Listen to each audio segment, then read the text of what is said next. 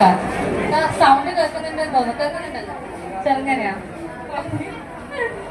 So ഇന്നത്തെ ഈ സന്തോഷത്തിന്റെ നേരത്ത് നമ്മൾ എല്ലാവരുടെ കൂടി വെക്കുന്നത് തന്നെ സൗണ്ട് ഇല്ല.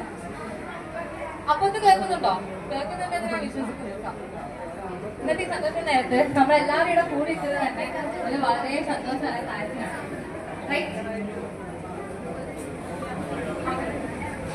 ഹലോ,